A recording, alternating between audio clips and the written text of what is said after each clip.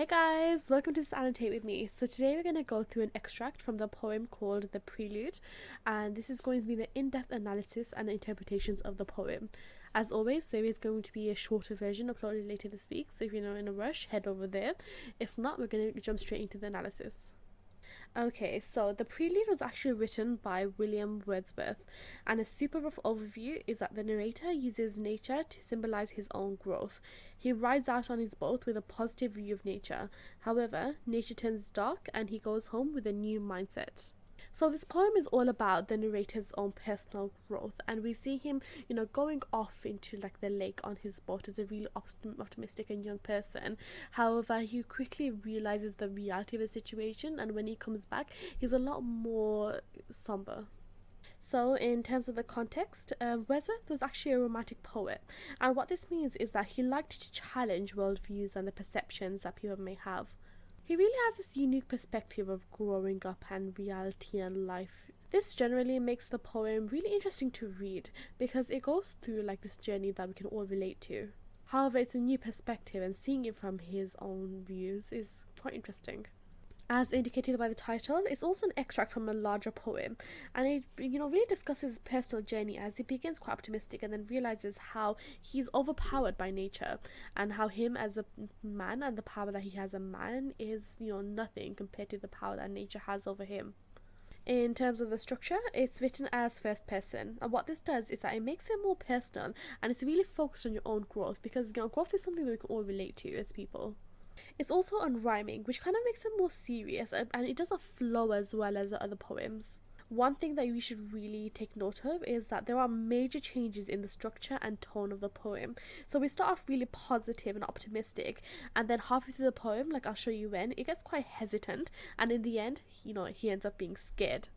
So these major changes in structure is really interesting because it shows the stages in which he realizes he's overpowered and he's out of his element. Finally, there are no verses, which means it's a blank verse, and we could possibly suggest that this portrays exactly how lost he is as a person in his growth.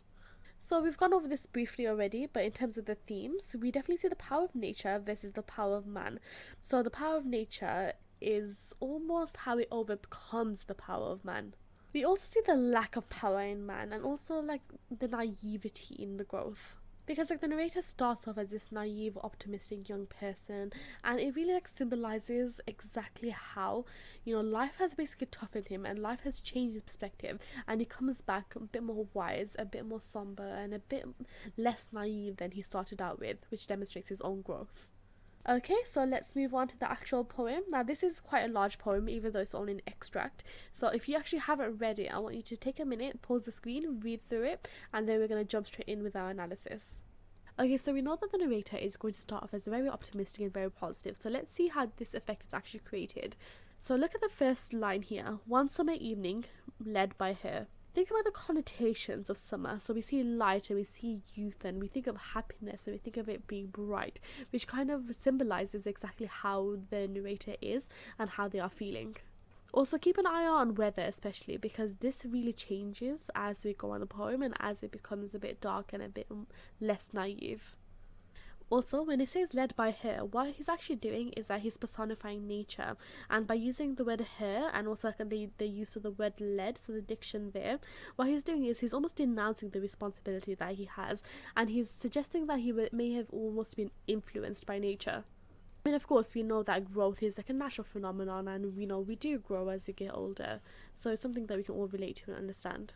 So in the second line, we see a little boat tied to a willow tree. So the little boat is actually going to be the medium in which he begins his journey, because he's actually going to sail out into the water.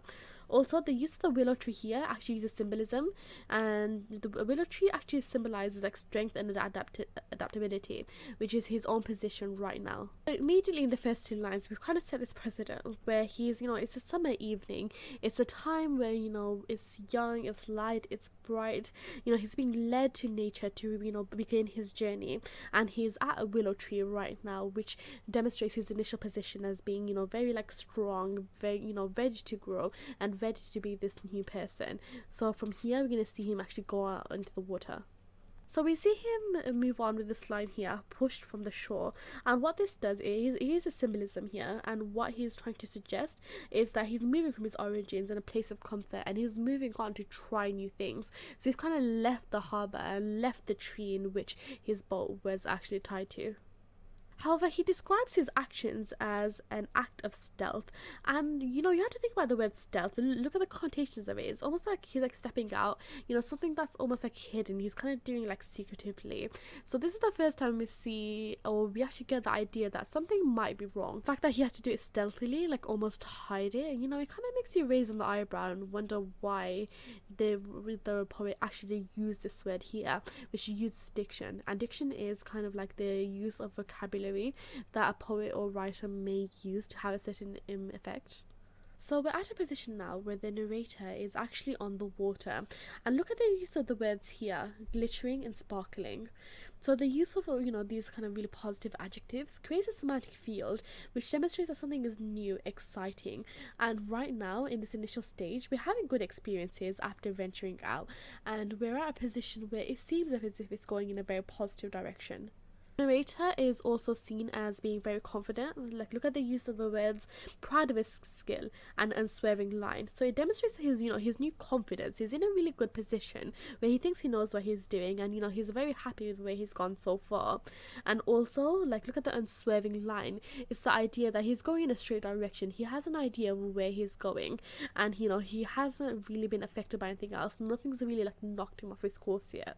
So all of that combined basically demonstrates that he's very confident with where he is right now, and he's generally just having a good time. He's enjoying like the glittering surface. He's proud of where he is. He's having very positive experiences. But now this is going to change. Okay, so we have this really short phrase here called a craggy ridge, and what this is a turning point in the actual poem, which is called a volta, and from here the tone changes. So the use of diction with craggy, and grey, kind of it changes from the initial optimism and joy as into something a bit more dull and a bit darker, and it's from here where things start to go south. So we see him start to lose control with the term, lustily I dipped my oars into the silent lake. So the oars are basically, what you use to actually row the boat with. And the use of dipped here basically demonstrates his uncertainty. It's almost like he's testing the waters, like metaphorically. And instead of actually being as confident as he was before, before when he was proud of his skill and he was in a swerving line. So what's happening at this point is that, things have gone silent. Things aren't as bright as they used to be, and he's starting to feel a bit uncertain. This is again shown within the next few lines with the use of heaving. So heaving here actually uses diction to demonstrate that he's actually struggling, and creates this kind of imagery of him no longer being this proud, confident young sailor going through the water. It's also a mock oxymoron with the term like a swan. So heaving shows he's struggling, but like a swan uses a simile to kind of demonstrate like the ease of it. So we almost have to, question whether nature can do it better. The fact that he's struggling as a person, as a man, whereas a swan, is basically in its element. No matter how strong or confident he may have felt, in the end, an animal like a swan basically overcomes his power, and it survives better in this terrain in comparison to him. This darker tone is again developed with the terms a huge peak, black and huge. So look at these use of adjectives here, huge, black, and again huge. What it does, it uses imagery which is like strong and powerful, which demonstrates like the power of nature. It also creates a semantic field where it's like a grim, he's almost like he's overpowered. And what this actually refers to are the huge mountain peaks in which he's actually being intimidated by. Ultimately, what all these words come and do is kind of contributes to the idea of the fact that it's him against nature, it's nature against man, and the power of nature is kind of overwhelming him as a man. This is done through the language changing to be dark and mysterious as compared to where he was before.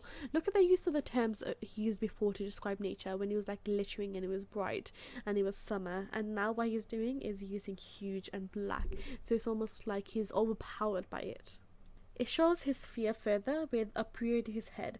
So he's referring to the mountain again here, and what this is actually doing is that it uses personification to kind of connote the idea that it has a will of its own, and the fact that it's almost like a monster.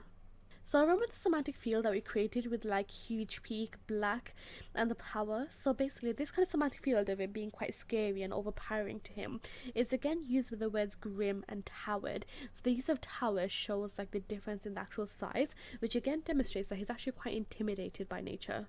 We kind of build on the sinister tone with stars, still, and seems. So what this does, it uses sibilance, which is, alliteration using the letter S, and the kind of impact that it has is that it seems quite sinister. And he's using this in the description of nature, which demonstrates, exactly how he feels about it. And the use of the term with purpose of its own is kind of again using personification here to show that it's almost taken like a darker sense. It's, with the purpose of its own, it serves on free reins, nobody's controlling it, and the fact that he's scared and he understands that nature can basically do anything to him, and ultimately like the power that he has as a man can't really live up to the power of nature, and if nature really wanted to hurt him, it could. We really understand exactly how this affects him as well with the use of the term trembling oars. So what this does is that, the use of look at the use of the word trembling, the use of diction here, he's kind of, at this point, he's very scared. So he started off as really confident, he was really, he knew what he was doing, he was like unswerving, he was going straight. And then he kind of like became quite hesitant as he realized exactly how powerful nature was. And now he's trembling, he's scared. Look at the connotations. We have fear. So this is another turning point where we see that not only is he quite intimidated by nature, he's actually terrified of it. Like he's, certainly because of his surroundings and his terrain, he's completely unsure and he's trembling. So like the journey that he's on, the boat and the oars, like, he's no longer confident in his own ability. And then what this actually, makes him do is the retreat to what he knows best. And this is shown with back to the cover of the willow tree. So, he's going back to where he came from. He's going back to the beginning of the journey. He's going back to the place where he was so determined to break free from. But because he's been so intimidated by nature, and because he realizes he's so out of his element, and because he realizes that the power of nature can, overcomes the power of man, he's kind of going back to, familiar surroundings. He's going back to where he knows. He's ventured out far enough, and he's seen enough now that he's quite scared, so now he's reining it back. So it's almost quite sad because, he kind of began this journey being so optimistic and being so happy and, really wanted to, get out of his comfort zone. But afterwards, like when he actually realized it, when he went out into the water and he got real life experiences and he realized he was struggling and he realized exactly how intimidating nature was, he's kind of retreating back into the person where he was, but he's not going back the same way. He started off as very optimistic, but he's almost like not as naive as he was when he began it, and now he's coming back to his original starting point, but with more experience. So the use of the term meadows homeward went, it kind of demonstrates that he's coming back to familiar grounds, he's coming back to where he started from, and now we're going to see what he's like now and exactly how he's changed. Remember, in the beginning of the poem, he's quite optimistic, he was very happy. So we're going to see how he's different now. So firstly, look at the use of the term and serious mood, but after I had seen that spectacle. And what this does, it kind of symbolizes exactly how he's been hardened by life and nature, and it contrasts to his previous joy that he felt. The fact that he describes himself as serious and, being in a serious mood is a contrast to exactly how naive he was in the beginning. He continues talking by himself with serious, but also darkness and solitude, which what it does is it creates a semantic field and almost like a metaphor to kind of demonstrate exactly how he's been changed by nature. So the use of the semantic field here basically kind of creates this idea, this kind of image of the person that he is now. And, the writer basically uses this to kind of, help us understand how the person actually has been changed. And as he comes back as a serious person, he's aware that his power as a person and the power of man doesn't, come close to touching the power of nature. And this is shown with the huge and mighty forms that do not live like living men. So what he's saying is that nature is unlike us. Nature is unlike men. Nature is so much more different, and it shows exactly how he's been changed. The poem then actually ends on a darker note as well. So look at the use of the term, a trouble to my dreams. So what this shows is that he's unsettled, and this is kind of really affecting him in a way where it's almost affecting him subconsciously as well. The poem basically ends on a darker note, so he's no longer this youthful, naive and optimistic person, and his experience have ultimately changed him. Okay, guys, so that was the prelude. So what we did was we basically followed the narrator on a journey. He started off, really wanting to kind of expand his horizons. He got on his boat, which was kind of the medium for him beginning the journey. But what quickly happened was, even though he was began as confident, he realized he was out of his element and he began struggling. And ultimately, he became overpowered by the power of nature, and he became intimidated, got scared, came home, and then he had this new perspective on life as he grew. So the narrator, ultimately ended the poem being a lot more serious than what he started off with, and that was because of the experiences that life basically gave him.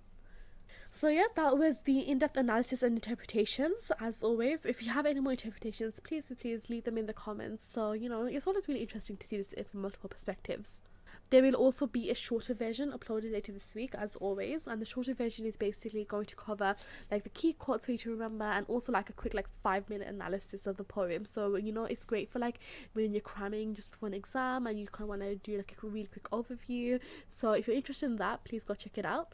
And yeah, guys, that's it for today, I think. So yeah, I think we'll leave it there for today, and I'll speak to you guys soon.